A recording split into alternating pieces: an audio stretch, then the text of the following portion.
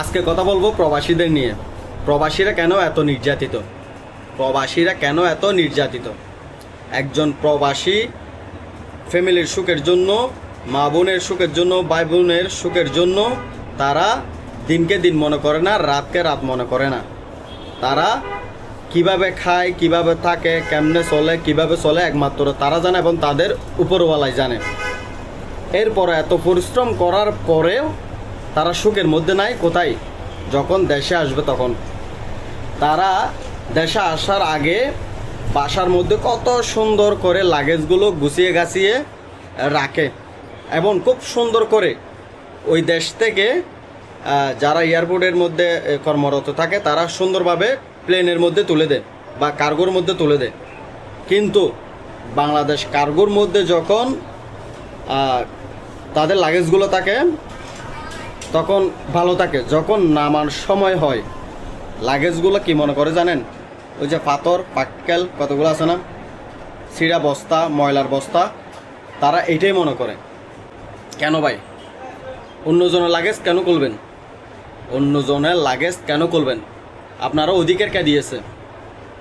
আপনি কার কাছ থেকে অধিকার পাইছেন?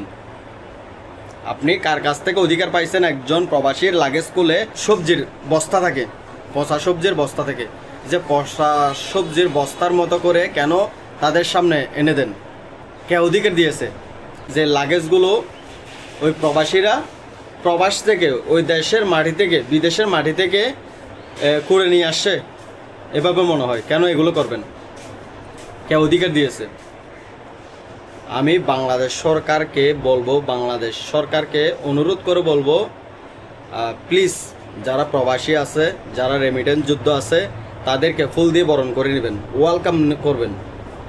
তারা অনেক পরিশ্রম করে আমাদেরকে টাকা পাঠায়, বাংলাদেশে টাকা পাঠায়।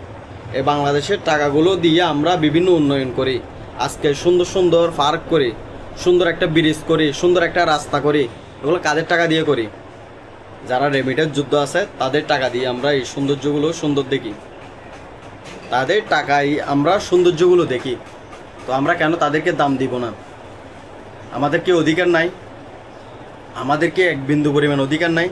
তাদেরকে একটা ফুলের তোড়া দিয়ে বরণ করে নেওয়ার, তাদেরকে একটা ফুলের তোড়া দিয়ে ওয়েলকাম জানানোর আমাদের কোনো অধিকার নাই? প্রবাসীদের যেন সম্মান দেয়, সম্মান করে যেন বাংলাদেশের মাটিতে পা রাখতে হয়। এভাবে ভিডিওটা শেয়ার করবেন, দ্রুত ভিডিওটা শেয়ার করবেন, যেন আর প্রবাসীরা কোনোদিন অত্যাচার না হয়। প্রবাসীরা যেন প্রবাসীর চোখের জল যেন না আসে বাংলার মাটিতে। ভালো থাকবেন, সুস্থ থাকবেন, ভিডিওটা বেশি বেশি শেয়ার করবেন। আসসালামু আলাইকুম।